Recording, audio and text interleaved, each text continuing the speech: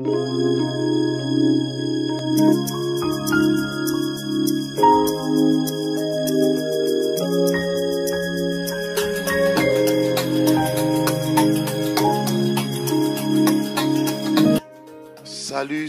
tout le monde qui nous suit. Nous avions promis que nous allons commencer les enseignements sur la délivrance, l'impact de la délivrance par rapport à l'enlèvement de l'Église. Et aujourd'hui, nous allons parler de l'origine. L'origine. C'est notre tout première leçon que nous aurons à donner aujourd'hui. Là où vous êtes, nous pouvons prier pendant quelques minutes pour commencer notre enseignement. Seigneur, nous te disons merci. Nous bénissons toute personne qui va écouter. Nous bénissons également la parole qui sortira de nos bouches. Et que ce soit la vérité qui est affranchie. Et que nous puissions avoir des témoignages au travers de ces messages au nom de Jésus-Christ. Amen. Et je disais bonjour, bonsoir, ça dépend à l'heure à laquelle vous allez nous suivre.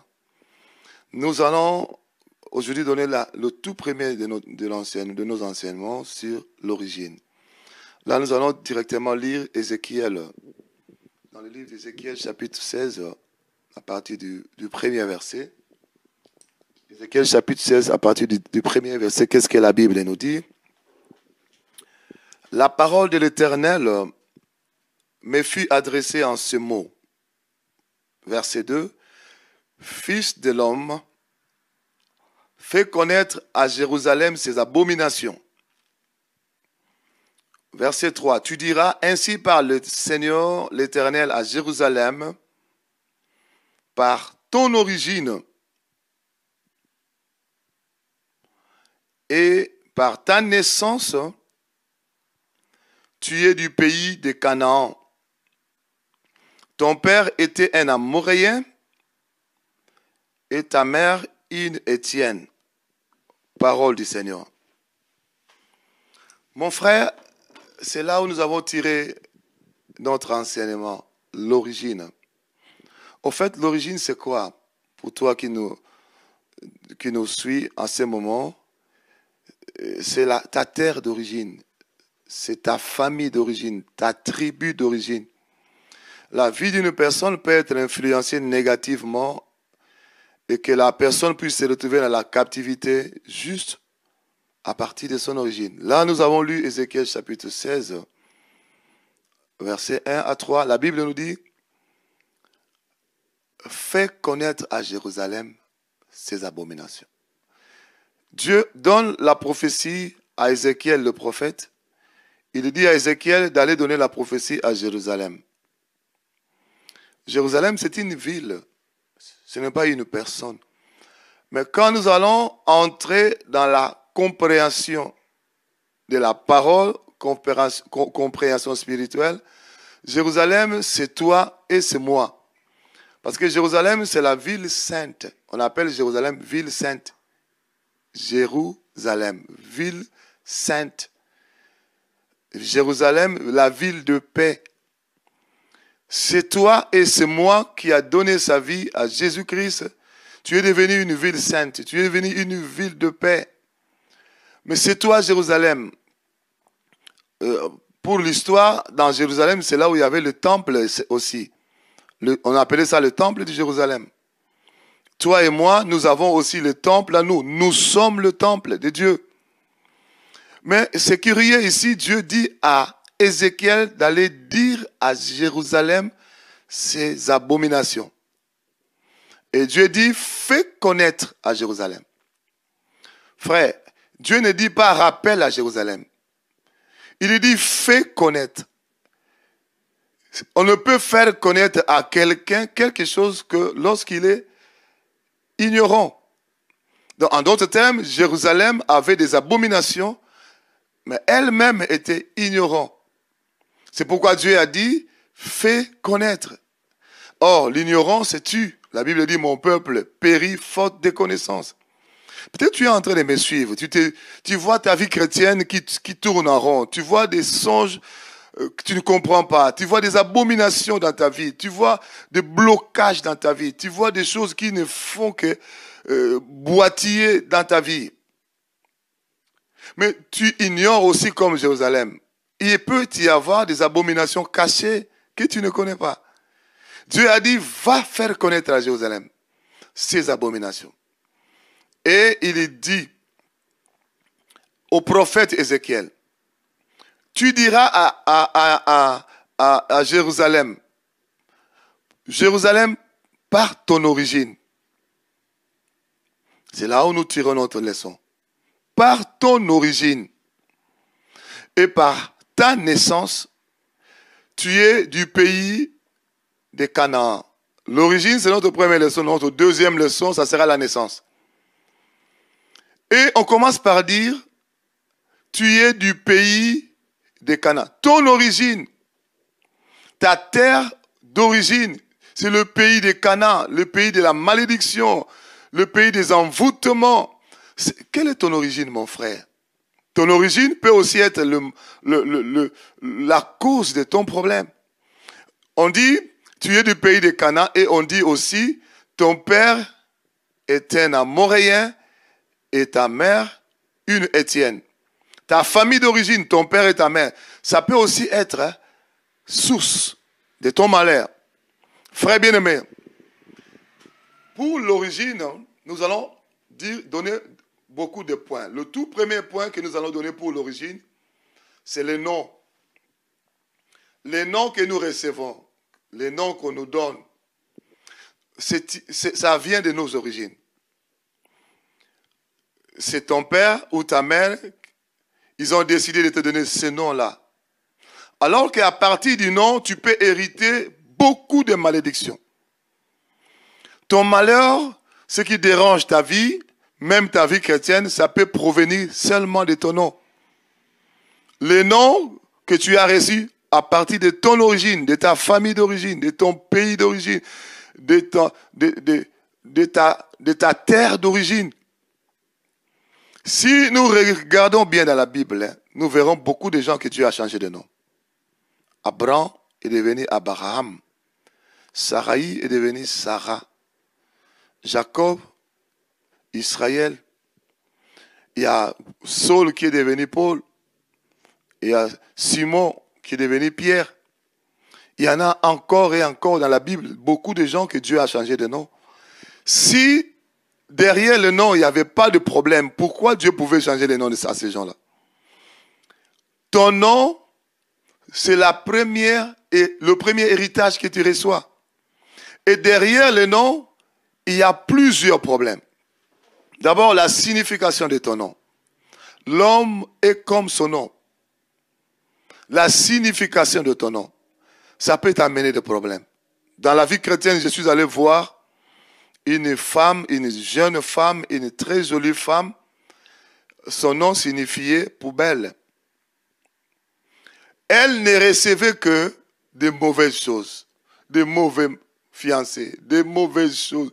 Dans la poubelle, on ne peut pas jeter des bonnes choses. Et quand nous sommes allés dans la délivrance, nous avons trouvé que son problème à elle, c'est son nom. Je suis allé voir une sœur aussi, son nom, une sœur en Christ, elle était même une servante de Dieu. Son nom signifie la bien-aimée des sorciers, celle que les sorciers aiment beaucoup. Je ne peux pas vous dire combien de démons, des esprits de sorciers j'ai trouvé dans son corps, dans la délivrance. Une servante de Dieu, née de nouveau, qui te parle en d'autres langues, qui prophétise aussi. Mais les démons se sont manifestés, des esprits humains de la sorcellerie, venus seulement à cause de son nom. Frère, c'est peut-être la première fois que tu me vois, ça fait plus de 23 ans que j'ai fait dans ce domaine de la délivrance. Et nous ne faisons jamais de délivrance chez les païens, toujours chez les chrétiens. Les frères et sœurs en Christ, les serviteurs de Dieu, les servants de Dieu. Frère, ton origine, c'est d'abord ton nom. La signification de ton nom peut avoir des impacts dans ta vie. Non seulement la signification de ton nom, et aussi l'historique de ton nom. Comment tu as reçu ce nom-là? Nous connaissons l'histoire de Jacob. C'est déjà dans Genèse chapitre 32, au verset 27. Tu descends jusqu'au verset 28. Jacob, a rencontré l'ange de l'Éternel, il saisit l'ange, il combat avec l'ange. Il dit, bénis-moi, si tu ne me bénis pas, je ne te laisserai pas partir. Mais qu'est-ce que l'ange a dit à Jacob? Il dit à Jacob, quel est ton nom? Mais quel rapport y a-t-il? Moi, je demande la bénédiction, tu me demandes mon nom. C'était comme pour dire à Jacob, tu n'as pas la bénédiction, c'est pourquoi tu la demandes. Mais ton problème, c'est ton nom. Quel est ton nom? Mais mon frère, toi qui m'écoutes là, quel est ton nom? Quelle est la signification de ton nom? Quelle est l'histoire de ton nom? Quelles sont les alliances qui ont été faites avec ton nom? Il y a des gens qu'on a donné le nom des sirènes. J'ai connu une sœur comme ça, on a donné le nom d'une sirène. On commence à faire la délivrance, la sirène se manifeste, je ne peux pas sortir. Et la sirène nous dit, je ne peux pas sortir. Parce que elle me représente.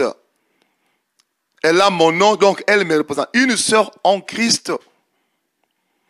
Mon frère, quel est le nom qu'on t'a donné par ta famille? Quand je dis le nom, c'est le prénom, ça peut aussi être le nom, ça peut aussi être comment on appelle ça, le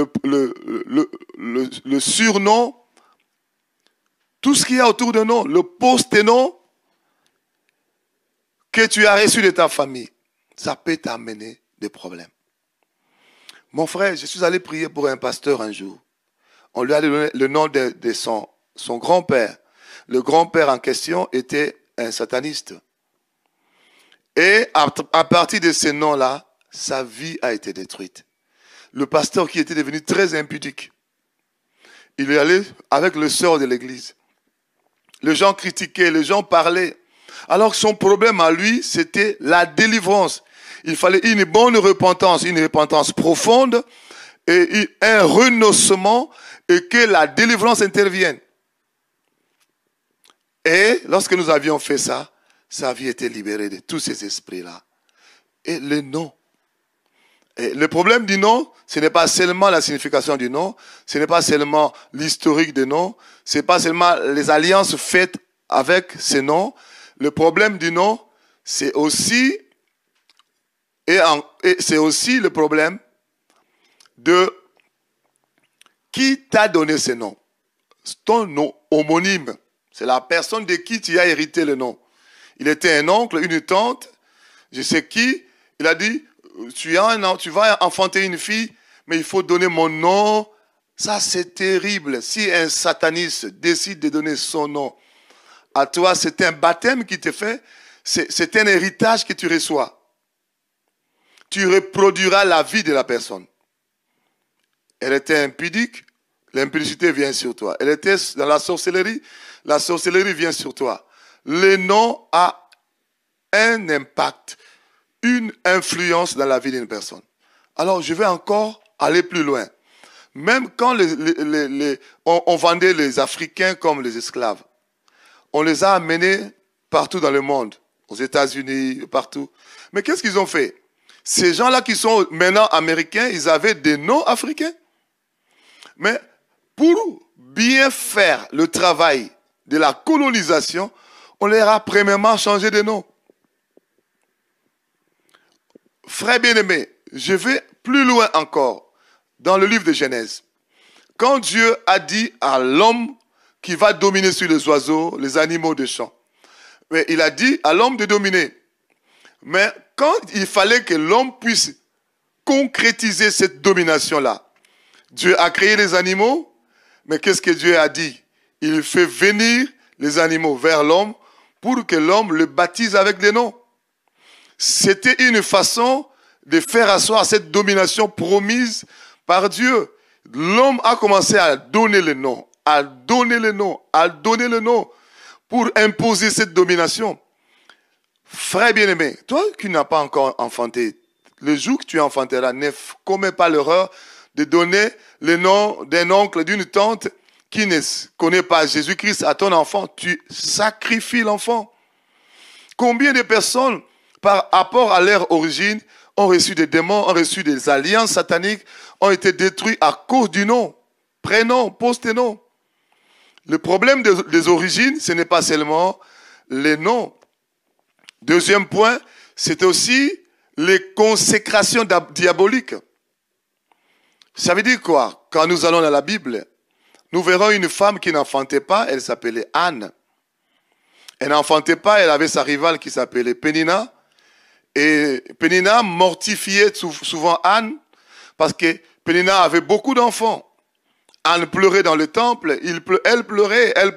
Un jour, elle s'est dit, non, j'ai assez longtemps pleuré, mais maintenant je change de stratégie. Seigneur, si tu me donnes un enfant, un garçon, la vie de ce garçon sera consacrée à toi. Mais les temps sont passés, Anne est devenue enceinte, elle a enfanté un enfant, on l'a donné le nom de Samuel. Et cet enfant-là a été consacré à l'Éternel avant qu'il soit né. Heureusement pour Anne, elle a consacré son enfant à Dieu. Mais qu'en est-il de nos parents qui consacrent maintenant leurs enfants avant même leur naissance au diable? Un papa sataniste, un papa magicien, un papa occultiste, un papa sorcier, une mère qui travaille pour Satan. De la même manière que Anne a fait pour Samuel en le consacrant à Dieu, ça c'est une consécration divine. Le satanisme le font également au diable. Consécration diabolique. Et une telle personne, tu vas te retrouver en Christ en train de prier et ta vie sera en train de tourner en rond. Tu te demandes, qu'est-ce que je fais? Je prie, je jeûne. Il faut tout simplement une bonne repentance et une bonne délivrance. Tu renonces à cette consécration-là. Parce que quand tu n'as pas connu Jésus-Christ, tu vivais à ça. Tu étais élevé par rapport à ce système établi de la consécration diabolique.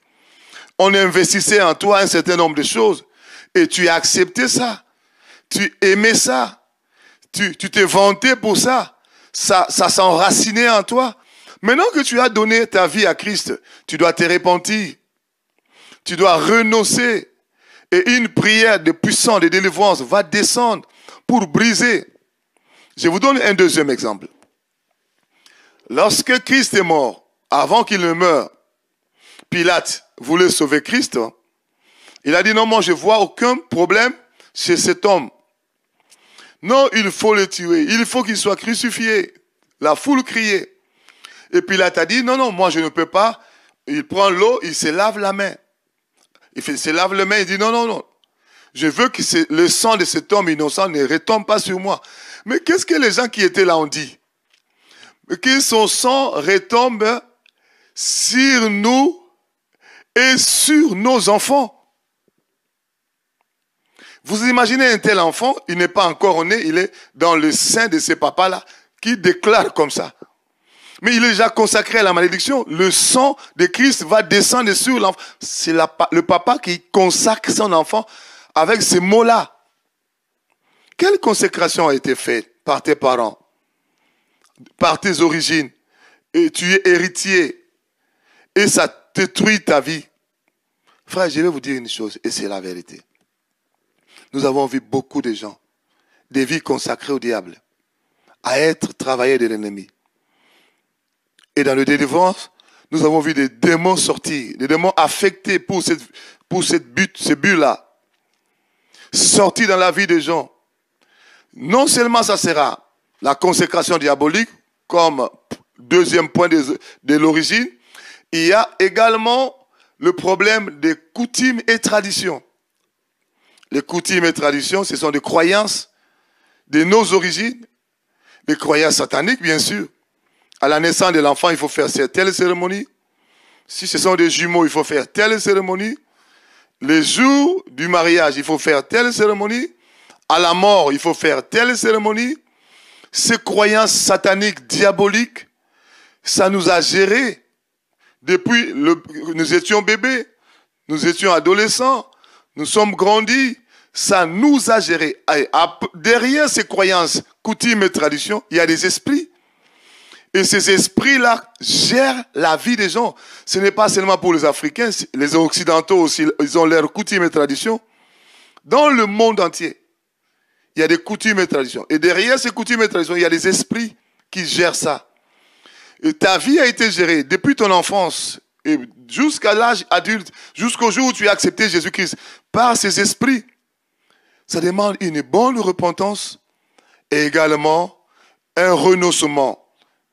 Et puis, enfin, notre quatrième problème, ce sont ce qu'on appelle les lois établies sataniques. Alléluia. Il y a dans la Bible un enfant que Jésus-Christ a appelé. Il a dit, viens avec moi. Frère, le Seigneur Jésus-Christ appelle ces garçons un appel prophétique pour aller avec Christ vers les grandes choses. Un appel de Jésus-Christ pour aller vers des choses merveilleuses. Quand Jésus-Christ t'appelle, c'est toujours pour de grandes choses. Et viens, suis-moi. Et qu'est-ce que ses disciples ont répondu à Christ? Laisse-moi d'abord ensevelir mon Père. Frère, ça ce sont des lois établies. Il y a des gens qui disent son père était mort, son cadavre était là. Non, non, non, ce n'était pas comme ça. C'est une loi établie dans ses origines. C'est-à-dire, un garçon qui naît dans une famille ne peut pas quitter sa maison, sa famille, son père, aller dans une aventure, comme nous sommes venus, nous, en Occident et partout, dans le monde, sans qu'il ait enterré son père. Il faut d'abord que son père soit mort et que le garçon puisse enterrer son père avec honneur. Et ensuite, il sortirait pour aller je ne sais où.